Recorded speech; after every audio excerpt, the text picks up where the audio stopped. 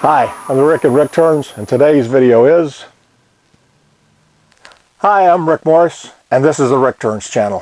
For today's project, I got this chunk of wood that I pulled out of a scrap pile over at my unofficial wood supplier's place.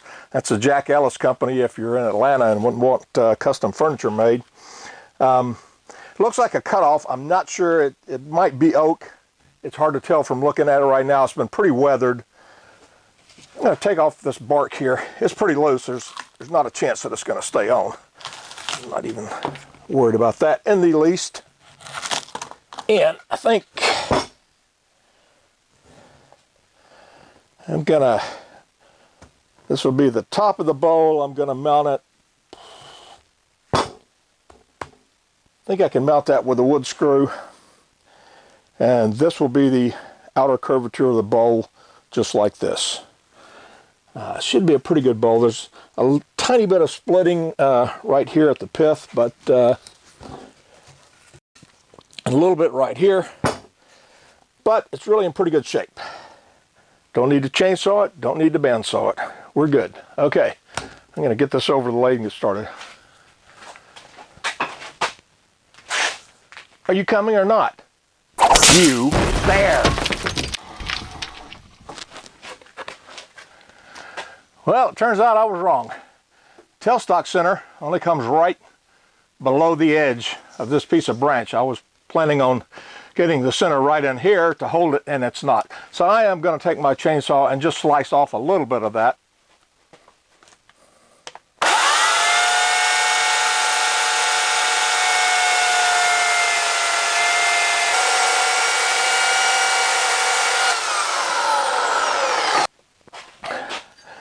Alright, chainsaw's done. I don't know if it shows from the camera, probably not from these angles that I've got, but the long end here is just shy of the lathe bed there. I haven't decided yet. I might try and keep the rough edge there. That would actually look kind of cool, I think, but not sure yet. And I'm going to start off with a 5/8" bowl gouge. That's about 500 RPM. And I think that's about as far as I'm going to go, at least right now.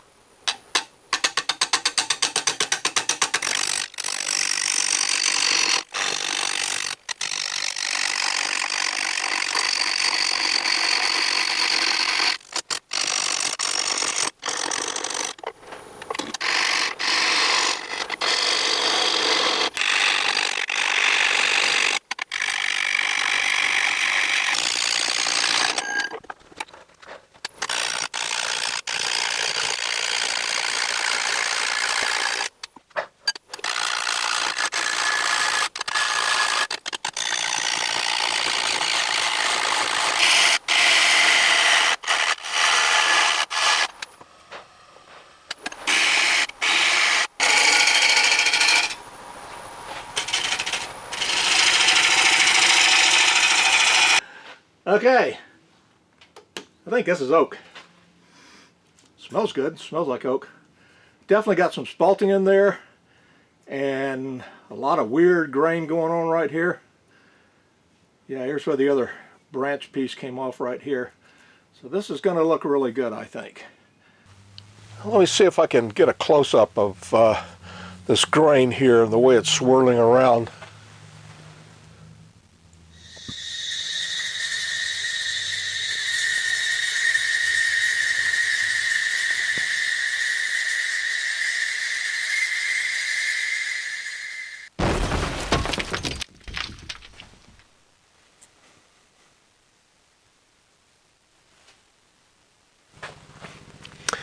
And when I started out, I was intending to leave these wings on here and leave it as kind of a natural edge, but I think that might end up hiding the grain a little more than I want it to, and I'm just going to turn these away and make it into just a standard looking bowl, I think.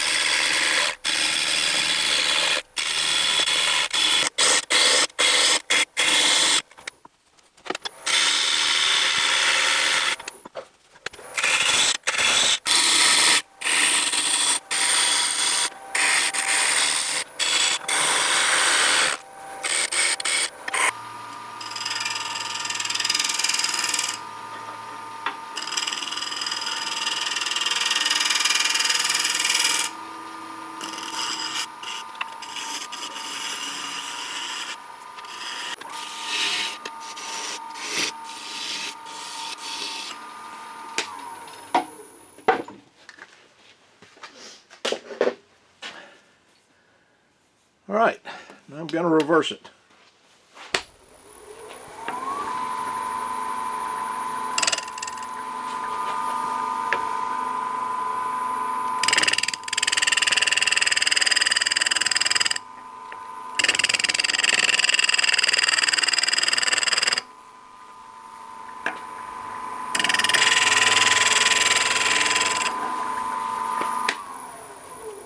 Alright, I think I need to touch up the edge here.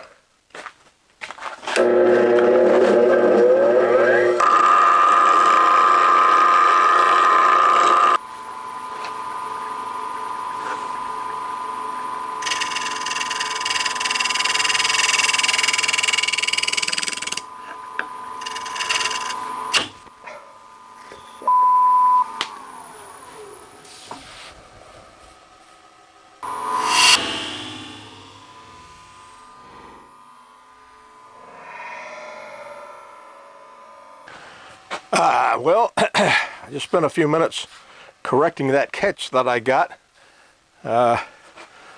Just to let you know, you got to be really careful when you got an action cam mounted on your gouge, or in this case, scraper. So I'm going to go back over this now, shear scraping it to get it smooth again. Then I'm going to start on the interior.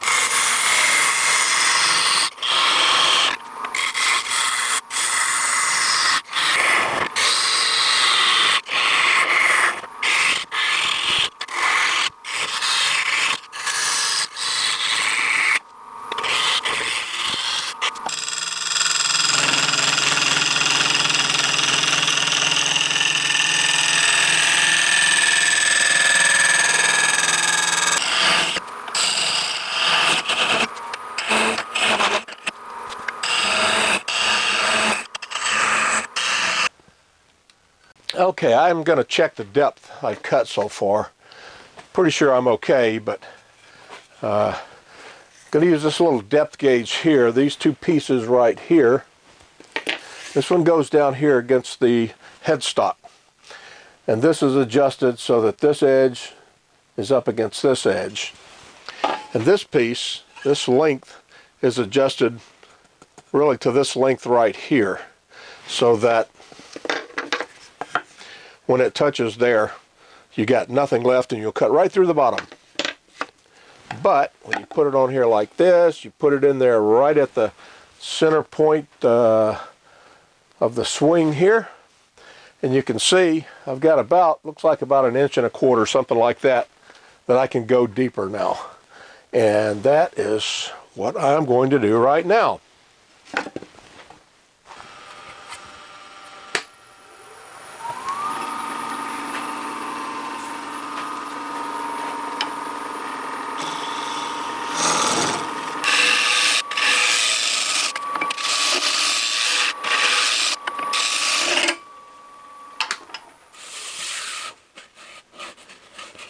And that feels really good.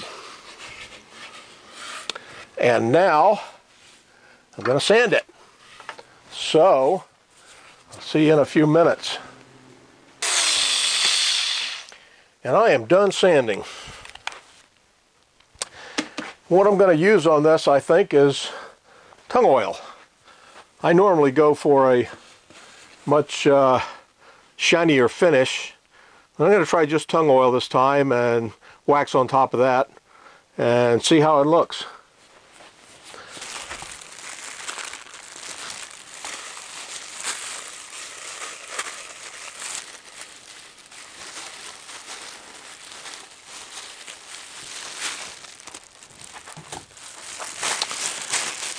And now I'm going to rub this in with a lathe running.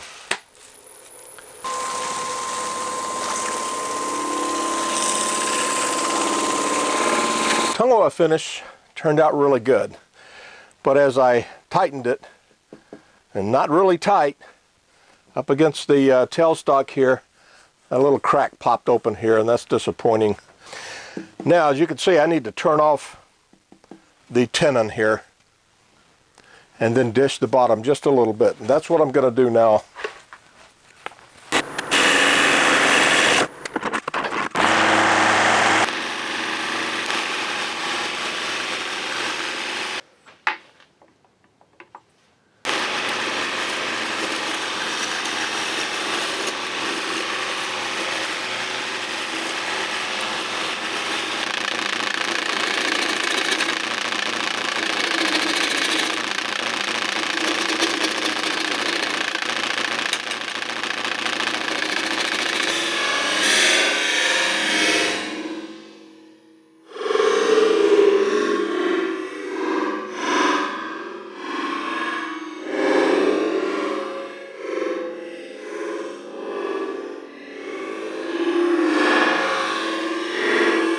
Okay, it was a little more brittle than I thought. Broke right there. Didn't hurt the bowl though. Still got this one crack right here. I'm going to try and clamp that. I've got a band clamped around my workshop somewhere. If I can pull that together, it would be great. I'm going to try and repair this crack now. Pretty small, and it probably doesn't show on the camera very much. But I've got a band clamp right here. And I'm going to take some tight bond glue and force it into that crack, I hope. I've already put a little bit of, yeah, it did go into the crack because a little bit oozed out. All right, and now for the band clamp.